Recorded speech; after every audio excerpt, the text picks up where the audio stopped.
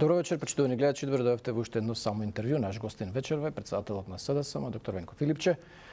Добро вечер, добро дојдовте. Благодарам што прифативте поканата. Добро вечер и благодарам на поканата. Ова е прво интервју после изборите, ќе разговараме за повеќе актуелни теми поврзани и со партијата и со општествено-политичкиот живот, но ќе почнеме со она што е најактуелно ова недела, да речем, последниве неколку дена, тоа е аферата со марихуаната. Таа се отвори минатата недела откако беа запленети 5 тони во Србија, продолжи кај нас, потоа со акција во која беа запленети уште 40 тони. Сега видливо е тука дека вие како опозиција сакате повеќе да зборувате за тие први 5 тони во Србија, власта сака да зборува за овие 40 тони кај нас, но како и да е треба да се расчистат двата аспекти. Еве да почнеме прво со тоа што вие повеќе сакате да говорите, а тоа се тие 5 тони во Србија. Зошто го земате како факт тоа дека таа дрога потекнува од Македонија, кога не видовме до сега доказ за такво нешто, дури ни српските власти не презентираат таков доказ, а ако го има, зошто не го презентираат? Добро, ова е прво интервју што не го почнуваме со францускиот предлог. Се надевам дека не сте напуштили идејата дека треба да бидеме во европското семејство. Не, но ја имам предвидено прашање за тоа. Добро ќе ги дискутираме. Гледайте, битни се сите аспекти на оваа афера која што излезе изминатиот период. Меѓутоа нема одговори од власта на тоа што сметаме дека треба да бидат главните прашања. Како 5 тона дрога, марихуана, поминале преку граница? Ма тоа ја прашувам, зошто го земате како факт дека таа дрога од Македонија и дека поминала преку граница? Не видовме такво нешто до сега. Како некога излезе документ од српското обвинителство? Тие велат дека се сомневаат дека е од Македонија. Не видовме слика од камионите, не видовме никаква официјална. На српските медиуми ние имаме документ, еве го документот од српското обвинителство кој што јасно се кажува дека дрогата потекнува од Македонија. Ние не шпекулираме. Може ли да прочитате точно зашто? Еве го соопштението во кое што кажува дека друштво Алфа Фарм у Скопје и така натаму. Еве го тоа. И тоа е официјален документ. Ние не шпекулираме со тоа. Не се знае дека еден од осомничените таму бил собственик на таа фирма во Скопје, да. Главното прашање. Како поминала дрогата преку граница? Како 4 или 5 шлепери со 5 тона марихуана поминале преку граница? Од каде потекнува? Гледате, ви кажам. Кога се врши транспорт на марихуана, макар и од едно место на производство во друго кај нас, натре во земјата, мора да има документи дозвола од Малмет, тоа е агенцијата за лекови, и тоа мора да е со полициска придружба. Јасно се разбира. Па како тогаш немало полициска придружба за оваа дрога? Кој бил на смена на граница, односно царина? Премиерот Мицковски вели дека нема засега никакви докази за тоа дека таа дрога потекнува од Македонија и дури кога новинарите го прашуваат, им вели зошто повеќе им верувате на српските власти отколку на нашата влада. Добро, во неколку наврати и тоа повеќе наврати се покажа дека ниту премиерот, ниту оваа влада се кредибилни и може да им се верува на изјавите. Да не се враќаме назад што се ветува и кажува, па излезе дека тоа не е вистина. Од ветувањата пред изборите, па понатаму изјавата на премиерот дека ако се докаже некаква поврзаност на онаа агенција за обезбедување со ВМРО-ДПМН ќе се поднесе оставка, се докаже, па ништо не се случи. Така да знак прашање е. Сериозен знак прашање е кредибилноста на премиерот, посебно со тоа што го прави во последниот период, ке дојдеме и до делот, се надевам за платите, но да се вратам ново, ако во Србија има официјален документ од српското обвинителство кој што се спомнува Македонија како извор на дрогата. Ако американската агенција ДЕА за борба против нелегална трговија со наркотици е вклучена во ова и кажува дека се случил таков шверц, извинете, ние повеќе веруваме на ДЕА отколку на ВМРО и на премиерот. Така да прашањата се тие. Има ли снимки? Дали некој ги пропуштил на граница? Кој бил на смена од цариниците? Кој бил на смена од полициските службеници? И тоа се прашања на кои што ниту премиерот, ниту владата не одговараат, ниту некоја од соодветните институции. Се што се направи, отиде премиерот да се слика. Поентава ми е дали не избрзувате малку? Зошто не почекате прво обвинителството да излезе наше за организиран криминал да каже дека тоа е така и па потоа да барате одговорност? Прво, премногу е сериозен скандалот да ние го премолчиме. Зошто би го премолчале? Вистинското прашање, зошто нема одговори од институциите? Тоа е вистинското прашање. Зошто премиерот глуми истражител, и полицаец, и судија, обвинител и оди се слика и открива тајни локации кои што ги користи Министерството за внатрешни работи и за други работи од стратешко значење за безбедноста на државата. Тоа се прашањата на кои што треба да се одговори. Кој дозволил 4 или 5 шлепери да транзитираат низ држава, да стигнат на граница, да ги пропушти полиција, да ги пропушти царина и да завршат во Србија? Ете, тоа се прашањата. Да, тоа се прашањето, ако е тоа така, ако е стварно е потекнува од Македонија, но да видиме, да почекаме, велам пак да видиме каков ќе биде официјалниот исход.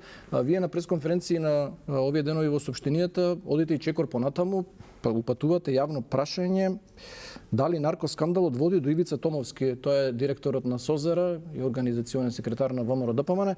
Што знаете во врска со Ивица Томовски, што го подсочувате со име и презиме во тие соопштенија? На тоа прашање треба да одговори пред се премиерот, која веќе иде и се слика на тајни локации и глуми судија, истражител и полицаец и така натаму, или нека истражи обвинителството. Но сметам дека нема да има таква истрага, затоа што ништо до сега не истражија. Ниту за скандалот. Знаете, вака фрлате сериозен сомнеш дека директор на СОЗР, тоа е сега фактички државата ја обвинувате дека е вмешана во шверц на друга. А што направи обвинителството за 161 тендер кој што се докаже дека е поврзан со него и неговото семејство? Ништо. Можеме ли да очекуваме некаква реакција? Ајде да видиме. Зашто не реагираат по допрен глас? Па нека сте разбрале се зошто Ивица Томовски го споменувате? Добро, сигурно не имаме информации, со информации ќе излеземе во следниот период. А на институциите е тоа да го истражат. Ќе го доставите до обвинителството тие информации? Гледај, што ќе направи обвинителството, а зашто не го истражи само? Зашто не истражи нешто за другиот скандал кој што е врзан со него? 161 тендер, семејна фирма која што ги добило од државни институции, од кога ВМРО ДПМН е на власт. Тоа се прашањата. Зашто обвинителството молчи? Тоа се прашањата.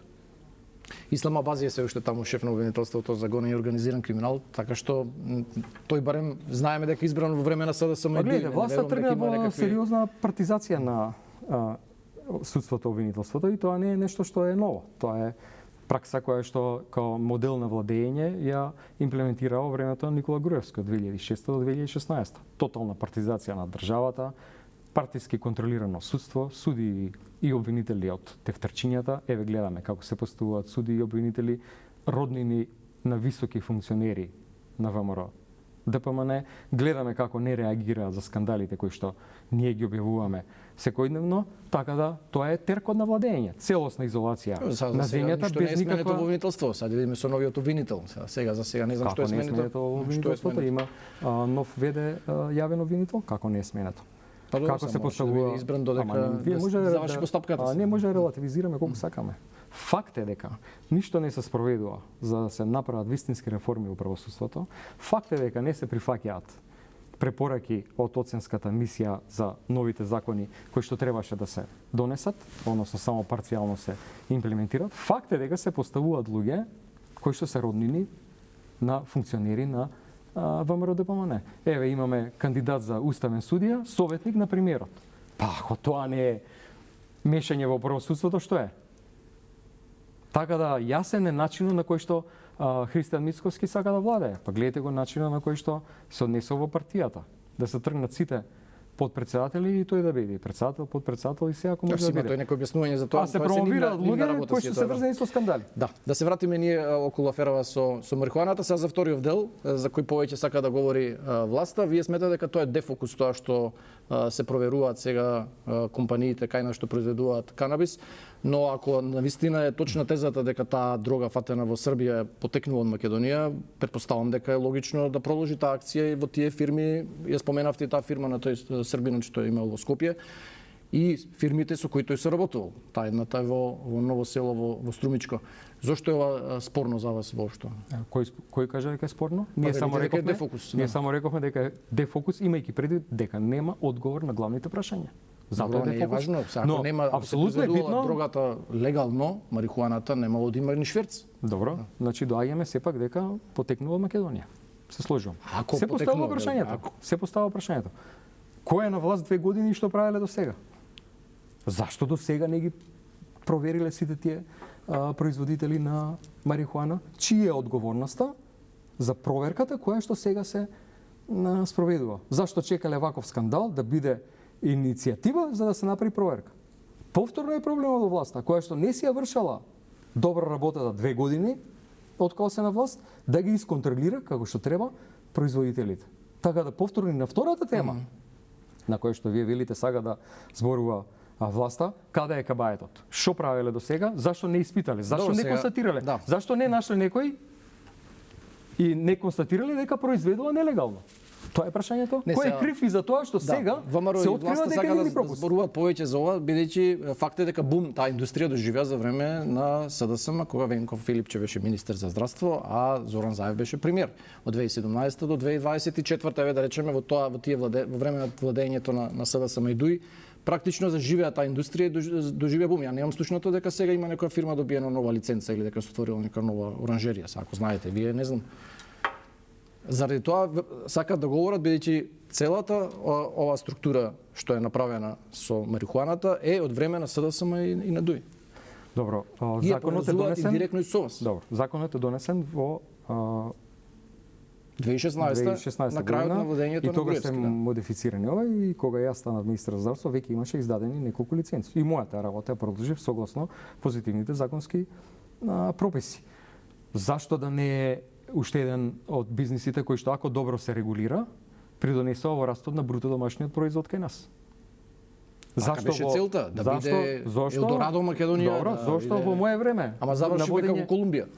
Не, меѓутоа, пазете, ако има позитивни законски прописи кои што добро се спроведуваат, како што тоа беше додека ја бев министер за здравство. И кога се правеше строга контрола на сите аспекти на производството и на складирањето, и ако тоа може да се спроведува во сите европски земји каде што е легализиран за медицинска употреба канабисот, како една Германија, на пример, тогаш зашто да не биде еден бизнис кој што е добро регулиран, кој што придонесува за економијата, кој што стимулира млади луѓе да земаат различни специализации во сферата на фармакологијата, во делот на биотехнологија и така натаму, фармакотехнологија и така натаму. Значи Груевски бил визионер. Не, само да ви кажам. Видете, сега чекайте, доживел бум и нешто лошо во наше време или тој бил визионер? Значи бил дека Елдорадо, тоа, да. Елдорадо, Колумбија и Венецуела, извинете, на Балканот со ВМРО е само Македонија. Еве ова се случува овој скандал во нивно време. Добро, имаше и во ваше време се Деја фатија дали дрога на Плетвар. И тоа беше тогаш Гледате, клучен секогаш- началник на МВР. Секогаш ќе има престапи, криминали и така натаму. Работа на владата е како ќе се справи со нив. Не да се прави дефокус, туку да се расчиста до крај работите. Ете, тоа е суштината.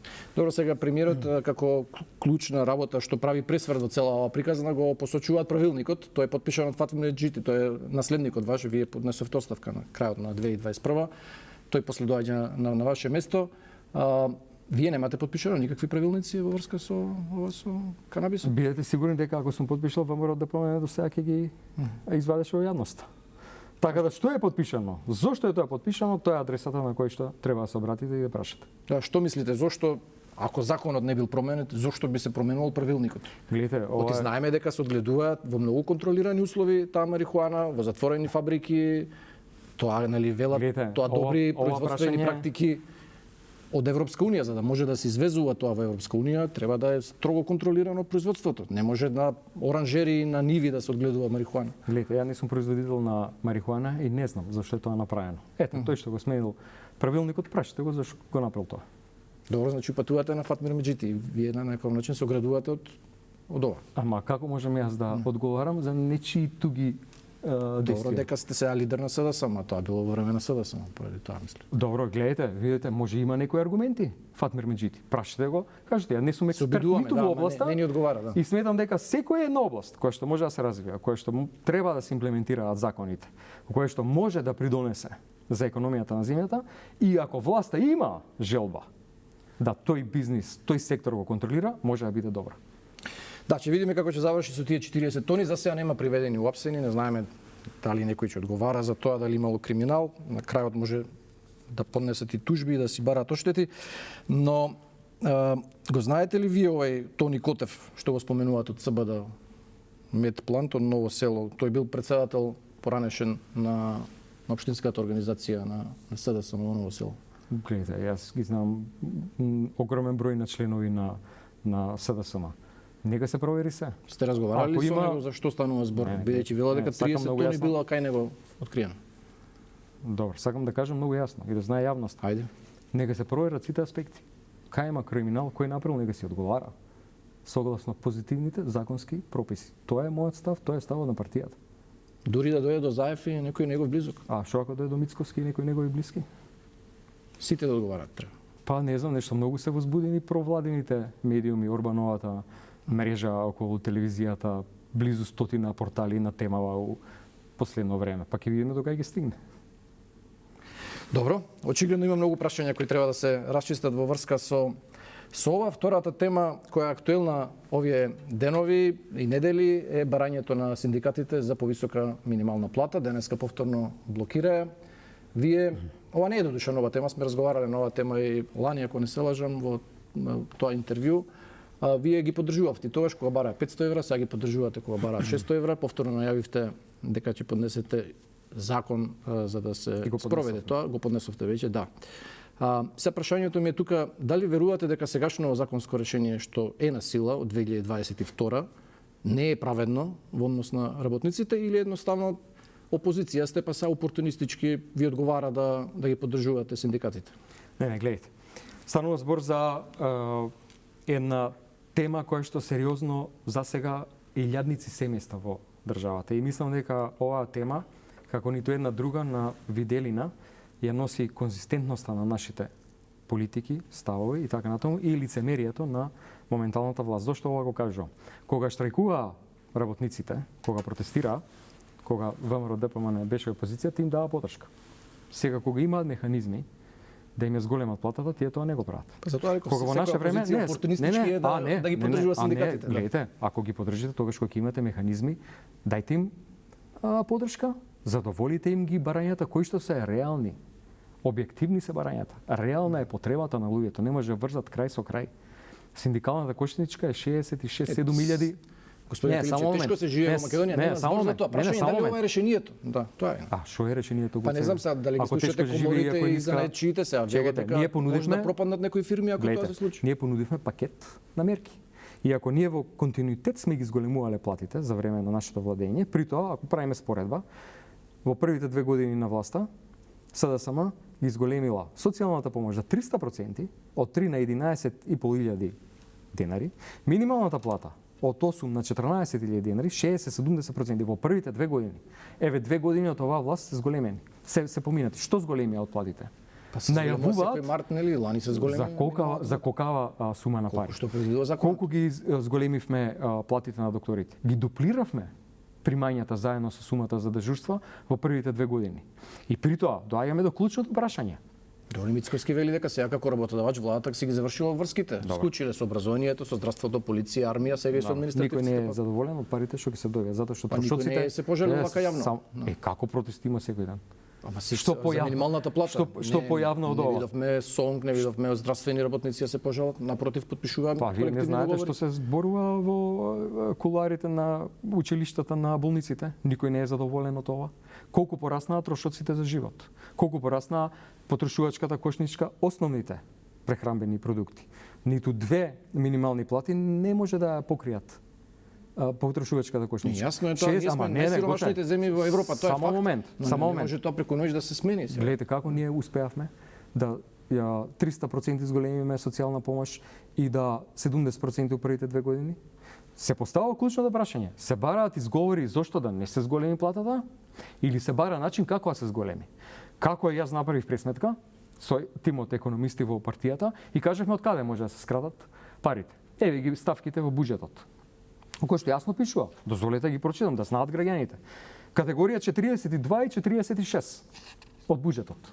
Кои што категории 42 патни и дневни расходи, договорни услуги, репрезентации, ручеци, нови коли и мебел. 27,5 милиарди денари. Не, ова малку популизам, само момент. Господине Филипче, сега знаете. Вие кажете дали е популизам? Треба да функционира сега. Стоки, услуги секогаш имало и се во рамки. Добро. Дали сметате дека буџетот тоа е иста ставка секогаш, ист процентен. Добро. И јас го поставам, дали е популистички следно прашање. Ако е популистички, јас ќе се повлечам. Дали 20 до 30% кратење на ручеци, нови коли, мебел и репрезентации, договорни услуги, со што?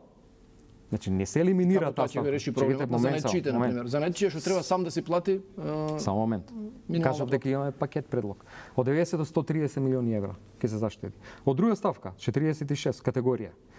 Опремување на кабинети на нови министерства и вработување. Кое што чини 22 милиарди денари.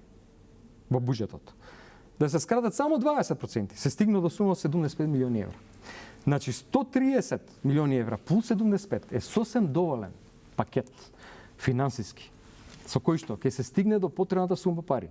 Минималната плата да биде 600 евра и дополнително и со дополнително кратење на уште помалку од овие проценти сега, може да се стигне до сума со која што ќе се субвенционираат придонесите на приватните компании, за да луѓето само ги зголемат платите, а не плаќаат дополнителни придонеси. Добро. И зарем тоа не сметат, и зарем каде овде, еве, кажете ми, што е популизам тука? Еве, што е популизам? Луѓето не може да купат храна. Популизам, ако пред 3 години вие како влада сте донеле едно решение кое тогаш го фалевте дека е системско решение. Добро. Сега се откажувате од него и предлагате нешто друго. Гледайте, знаете како, кое е било системско решение и законите се тука да се сменат? Со системско решение, ако нешто што е системско, самиот збор кажува, тоа е нешто што не треба да трпи измени паушално од време на време. Добро, Гоце. Се поставува следното прашање. Зошто власта, сегашна, актуелна, направи упат со линеарно зголемување на пензиите? Тоа е легитимно прашање, треба да си одговорат. Добро. Зошто? Се знае, за да им ги скратат парите. И дека им било предизборно ветување. Не, предизборно им, затоа што ги украдаа пензионерите. Затоа што сега, согласно системот кој што требаше да биде, зголемувањето не беше толкова соодветно. Не, тоа е колку беше последното зголемување и денари. Зошто вие се откажувате од законот кој вие го донесовте? Затоа што на почетокот, кога се зголемило за 300% социјалната помош, не сме прателе некое законско решение. Кога се зголемувала минималната плата и се дуплирала за тие 4 години, како тогаш се прателе сите законски решенија? И сега се поставува прашање, за да нема секоја година истата тема да биде. Еве второто клучно прашање. Како да се однесува една влада кога има барање и секојдневно се закануваат и ќе организираат протести работниците? Да им излезе во пресред или да се вади на некои законски решенија? Еве вие кажете. Дали мислите дека треба да бараат изговори и да кажуваат, па не, очигледно дека одговорија.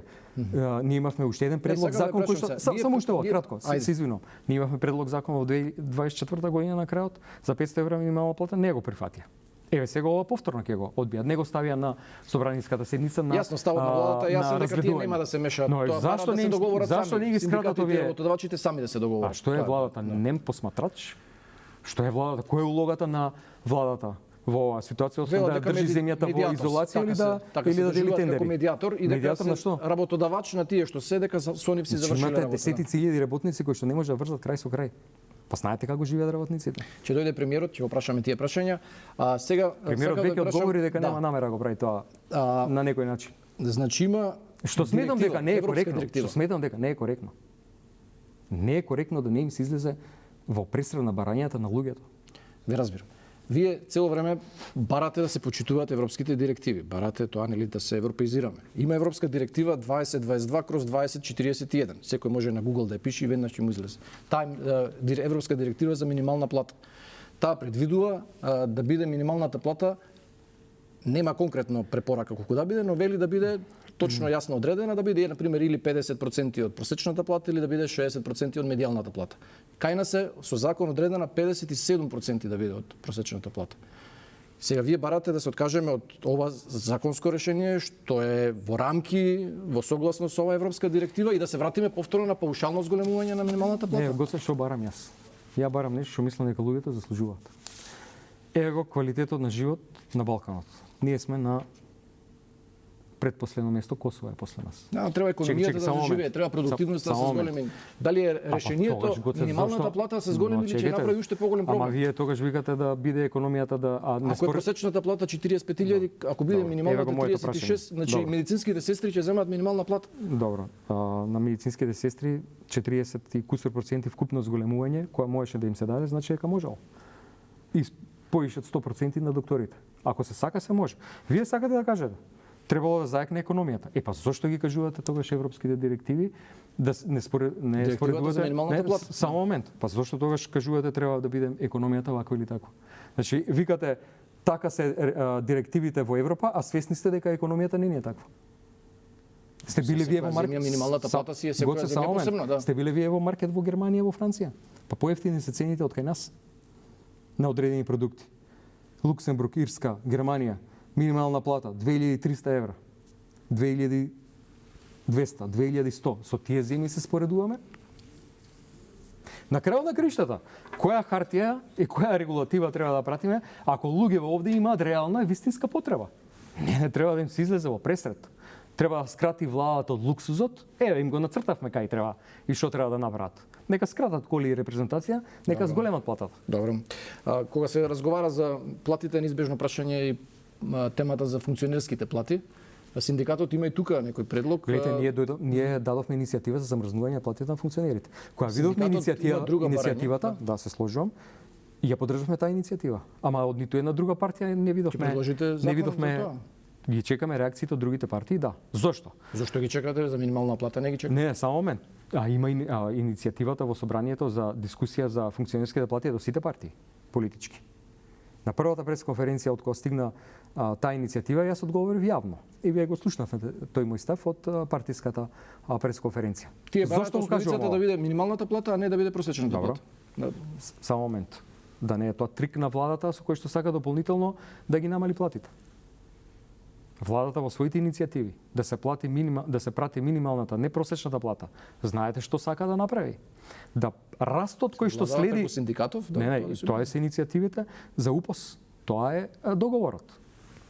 Владата повторно сака да направи трик за да растот на платите не биде соодветен колку што треба да биде согласно сегашното решение. Тоа е уште еден од триковите на владата, за кој што никој не разговара. Меѓутоа дел од синдикалците се свесни. Тоа беше зборувано на излегува на пресконференција, рекол да се вратиме на прашањето. Историски договор. Се историски кај нас, погледате од кога дојде Христијан Мицковски, историски не блокираше да не знаеме кај се движиме у следниот период. Но да се вратам на прашањето. Ајде да видиме, да го видиме одговорот на иницијативата од другите политички партии и да дебатираме. Зошто сметам дека треба да се дебатира? Не можеме да дозволиме ниту едно прашање во општеството да ствара немир. Мораме да ги сослушаме сите и тоа е улогата на секоја една одговорна власт како што за жал сега немаме. Не може ги остави работниците по страна да не им зголемува плата, а при тоа да не одговара и да не дебатира за нешто што тие сметаат дека не е како што треба. Не знам колку и да поддршка за ова во самата пратеничка група кај вас, бидејќи ова со функционерски плати е пред 3 години, не е од сега, од 2023 кога Уставниот суд ги одмрзна тогаш платите. Тогаш објаснувањето на министрите кои сега се дел од вашата пратеничка група беше дека тоа е популизам, дека нема за што да се разговара за тоа сега за платите. Може ако сака да ги намалат. Сега сум ја председател на СДСМ и работи да стоат вака. И цела пратеничка група стои за тоа, затоа што политиките ги креираме заеднички. За ова прашање ќе се дискутира. Апелирам до сите пратенички групи да го прифатат ова иницијатива, да седнеме со синдикатите да збориме. Апелирам до владата да не се шали. Има луѓе што не може да преживеат. Дека им ги зголеми платите објективни и реални се потребите на луѓето, не може врзат крај со крај. Не може врзат крај со крај, огромен процент од синдикалната кошничка, над 30% оди само за храна и пијалок. ВМРО ДПМН вели дека ова е сето во спрега на Трендафилов и раководството на ССМ со вас како опозиција. Сте имале ли некаква комуникација со нив? Трендафилов не го познам, еднаш сум го сретнал пред година и пол во собрание, кога беа тие иницијативи и толку. Со човекот немам никаква комуникација, ниту пак имам некаква координација. Единствено нешто што заедничко ве гледам сега последниве денови имаме е тоа што власта тренира злоупотреба на институциите. Го сликаат, го пратат и така натаму. Мене ме сликаат на аеродроми. Излегува пратеникот Бране Петрушевски, кажува кога сум ја најбуштил земјата, од кај знаат тие луѓе, кај јас се движам. Каква е таа злоупотреба на безбедносните служби? Повторно се враќаме у периодот на злоупотреба на безбедносните служби од времето на Груевски. Се е исто во практицирањето на власта и ова е само уште еден показател за тоа. Сега дојдовме до темата која рековте дека обично ги почнуваме интервјуата за меѓународната позиција на земјава. Вие често жестоко ја критикувате власта дека сме изолирани, велите дека намерно ја изолираат од Европска унија за да може, како велите, слободно да се спроведува грабеж во земјава. Може ли да објасните што е тоа што е сменето во однос на, да речеме, кога СДСМ и ДУИ беа на власт? Што е земјава поизолирана сега отколку тогаш? Што доколку еве хипотетички се уште беа СДСМ и ДУИ на власт? Што ќе беше сега со Македонија? Дали ќе бевме сега во Европска унија? Па еве да ви кажам, сигурно немаше да видиме одвоени од Албанија и сигурно ќе бевме многу блиску до подпишување на договорот за членство во Европска унија, како што тоа услов за уставни измени, а не можеме да го исполниме. Ама не, вие сега прашувате што ќе беше. Тоа сега дека ќе е дел од пакетот и понудата која што е на маса. Гледайте, ВМРО дојде на власт со една лажна кампања. Ќе обезбедија подобра преговарачка позиција, ќе не знам што ќе имплементира, ќе обезбедија подобри услови и така натаму, ништо тоа не се случи. Па вела дека се трудат се уште, се обидуваат. Па добро, до кога ќе се трудат, кога сите јасно Мицковски рече додека е тој премиер, дека ќе се обидува. Јасно и добро што премиерот веќе јасно кажа дека не е за Европа. Затоа што ние понудата имаме на маса, добро, не вели дека не е за Европа, вели дека доколку се исполнат два услови, да има гаранции и да се признае некоја од тие пресуди на Страсбург. Очигледно е дека не сакаат да се случува ништо, а уште еден од индикаторите за тоа е неспроведувањето на реформската агенда. Лани требаше да се донесат 12 закони. Се донесе еден кој што дури го изманипулираа, не постапија по препораките на оценската мисија. Зборам 12 закони само од правосудството. А немаше забелешки на Европска комисија. Овие за јавно правителство велат дека Венецијанска комисија дала позитивно. Немојте да мислите дека тие луѓе се наивни, дека ќе може да им направат трик. Само пола од препораките на оценската мисија за законот за судски совет не се имплементирани. Зошто? За повторна контрола. За повторна контрола. Уставните измени сами по себе, па ни ВМРО ДПМН нема проблем. Кога кажале дека има проблем само со уставните измени. Да, но имаат што е стравувањето? Добро, вакви услови. Што е стравувањето? Да и после уставните измени ние се соочиме со некој непринципиелно барање од страна на Бугарија, кое што допира до нашите идентитетски одредници, јазик, историја, култура и така натаму, и да бидеме повторно блокирани на европскиот пат. Добро. Како беше нашиот предлог да оваа криза ја надминеме? Тоа беше мојата на СДСМ предлог резолуцијата, која што беше пратена до сите политички партии и ниту една политичка партија не одговори. Ама не ја поднесете во собрание. Затоа што немаше одговор од политичките партии. Што пишуваше во таа предлог резолуција, да ве потсетам, да се донесат уставните измени. А да претходно постигнеме консензус, што е тоа за што ние не преговараме? И тоа нема да биде прв документ во кој што ние сме изгласале за што не преговараме. Има и претходни резолуции во собранието донесено за тоа, гласани и од пратеници на СДСМ и од не условува и да не блокира повторно. Гледате, никако. И имаме Европа на маса, која што може да медира на крајот на криштата, која ќе започнат преговорите со отворањето на кластерите. Како бенефит ќе видат граѓаните, ќе стигнат грантовите, ќе стигнат финансиите, кои што ќе ги осетат граѓаните како подобрување на квалитетот на живот. Не повторно некоја блокада, претпоставам тоа јасно ви. Но чекајте да ги разграничиме двете работи. Ако ние ги направиме уставните измени, ги отвориме кластерите, стигнат европските фондови и ние не се ќе отвориме само првиот кластер. Само момент. Само првиот кластер ќе отвориме по автоматизам. Само тоа е договорено. Да бидеме Добро, се окей. Ке стигнат. За другите треба повторно дозвола. За 6 месеци повторно ќе треба Бугарија да крене рака. Меѓутоа ниту една работа во рамките на францускиот предлог не е услов и не е официјален дел од преговарачката рамка. Да не заборавиме. Да не манипулира владата.